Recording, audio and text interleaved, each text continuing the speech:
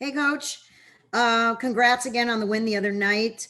Can you just talk about how the team's mood has been? You have another really big game against a ranked team tomorrow, and I wanted to know if any chance that Earl or Chris would be back. What's their status? Thanks. Okay, well, first of all, we were very happy to win on Monday night, and we'd already planned on taking Tuesday and Wednesday off to give our guys who've been very beat up throughout the season some time to recover. We did practice yesterday, and for the first time in a very long time, Chris Likes did practice most of the time. And whether he'll play on Saturday will depend on how he recovered from yesterday's workout and how much he does today. Game time on Saturday tomorrow is noon. So we'll have to see then whether he's going to be ready to go. Earl Timberlake, no, he's definitely not going to play. Okay. Up next, we have Chris Stock from Inside the U. Chris.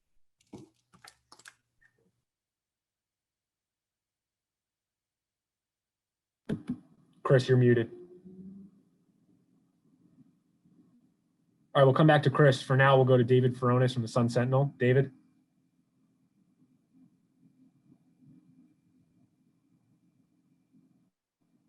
David, you're muted as well. All right, we'll give Matt Shodell a try. Matt from Kane Sport, go ahead. Does this work? Yep, we got you. All right, it's a miracle. Hey, Jim. So I had a question that I'm not sure if you can answer, but you guys have played most of the ACC teams already, and so much has been made of the injuries you guys have had. Knowing about your team, obviously, and now knowing pretty much what's out there in the ACC, like if you guys had been healthy, even including having Sam available, like do you have a sense for where you guys might have ranked, like in the conference, just based on talent? If you can answer that at all. Well, the only thing I can tell you, I was very optimistic back in July and August and September, because I felt like with 5 starters returning, with a very solid bench, with size in the front court, with Rodney Miller, Nasir Brooks, Dan Gack at the center position, Sam Wardenberg, Matt Cross, and Anthony Walker at the power forward position. And the guards that we have, the 3 guards returning, Chris Likes, Isaiah Wong, Cam McGusty, being joined by someone like Earl Timberlake. Now, back then, we didn't know Elijah would be available. So we felt very, very confident that we were going to have a very good team and be able to compete with the best teams in our league and in the country. But that never materialized based on the injury circumstance. We'll go now to the exquisitely dressed Wyatt Kopelman from the Miami Hurricane. Wyatt. Thank you, Alex. Coach Larrañaga, the team allowed 26 points and 6 rebounds to Keve Aluma of the Hokies last time out before the turn of the year. How do you all plan on slowing him down this time around? Well, I guess we did slow him down because he had 29 against UVA and 30 against Pitt. So this guy is for real. As far as I can evaluate with all the players I've seen around the league, players we've competed against, he's having the best season of any player in our league. He impacts the game at both ends of the court. He can score his brains out. He can hit threes. He can drive the ball. He can post up. He makes free throws. He can defend. He can block shots. He gets rebounds. So he's a really complete player. He's an NBA guy. And I'm so impressed with his improvement. You're talking about a young man that averaged 3 points a game as a freshman at Wofford, 6 points a game as a sophomore. He redshirts 1 year at Virginia Tech and now is like a monster. For those of you who don't know, his dad played in the NBA. And, he's a very, very good player. He'll probably end up in the NBA soon. We'll go now to Tom D'Angelo from the Palm Beach Post. Tom. Hey, Jim, I apologize. You've probably been asked this many times, but through the adversity and the stops and the starts and for the whole country and the players in and out of your lineup, How have you kept these guys playing so hard? And what does that say about the character of the kid in your program? Well, the first thing is when the COVID-19 hit last March and everybody was shut down until July, players, they get frustrated, they get antsy, they want to get out on the court and play. So our guys were very excited at the end of July to get out and start practicing and competing. And there was a lot of energy in our program up until October when things started to turn in the other direction. Sam Wardenberg broke his foot and had to have surgery. And then Earl Timberlake hurt his shoulder and couldn't shoot. And then we start the season and Chris Likes sprains an ankle and has been out for 2 months. Then Cam McGusty pulls a hamstring and he's out for 7 games. And Rodney Miller tears his knee up and he has surgery and he's out for the season. So we never were able to get the chemistry that we had seen developing during the summer back again. And I know it's not just us. I know it's very frustrating for the coaches around the country because once COVID hit and everybody got shut down, all your incoming freshmen had a major delay in their development.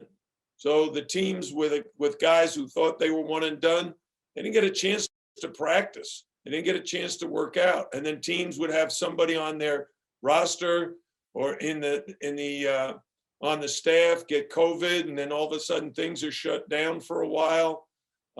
So there's been no positive rhythm to this whole season for anybody. And I think that's why you see so many weird scores. Seeing a team that's very, very good lose by 30. See a team one night play great and the next night not do very well at all. So it's just a very strange year. Up next, we have Steve Wine from the Associated Press. Steve, go ahead. Jim, I'm sorry, my screen froze up on me and your early comment there. Were you talking the player returning to practice? Were you talking about Chris?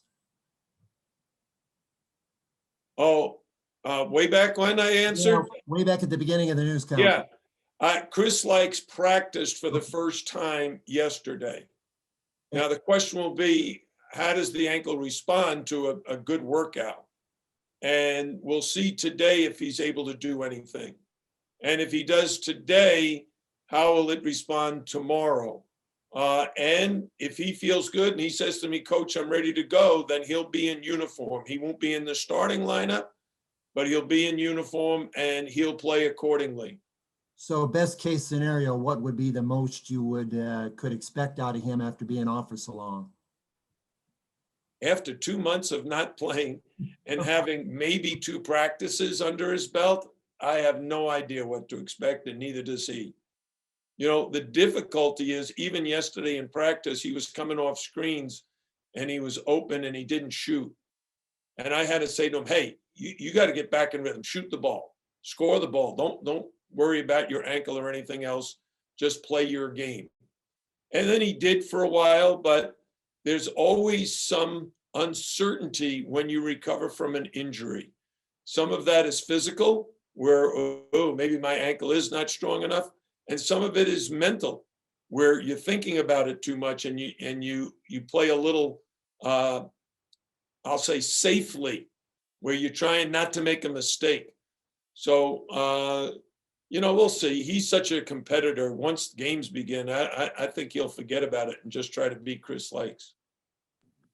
All right, we'll try David Froner from the Sun Sentinel again. David. Hey, Coach. Sorry, I think my unmute wasn't clicking here, but you mentioned before after the Duke game how the practice before or the meeting before that game, there was an uptick in the team spirit. When you picked things back up yesterday, did that continue? And did it even receive an extra boost with Chris Likes returning to practice and possibly picking the guys up even more? Yeah, I would say yes, David, that there was a lot of team spirit yesterday. I enjoyed the practice. We're working on some things to prepare for Virginia Tech. And I think the guys, now one of the things that was a little concern is Elijah Alani did not practice. He just did non-contact stuff. So he wasn't in there preparing for Virginia Tech like we would have liked. But he and our trainer feel it's best for him to protect that shoulder that's bothering him. And does that affect his status tomorrow? I don't think we'll know that until game time. You know, he didn't practice leading up to Duke, and he played pretty darn well against Duke. So we're gonna wait and see on that. I will go back to Chris Stock from Inside the U. Chris, go ahead if you can unmute. Yeah, Coach, if you could speak more about some of the players mentioned just with Elijah when he came back, that it really kind of lifted them going into the Duke game. With Chris Likes, all that he's meant to your program whenever he's able to come back this month or whatever. Just what do you expect what kind of impact do you think they'll have with the rest of the team? Well, the first thing is we've been so short-handed, and guys have been playing like 35 minutes a game.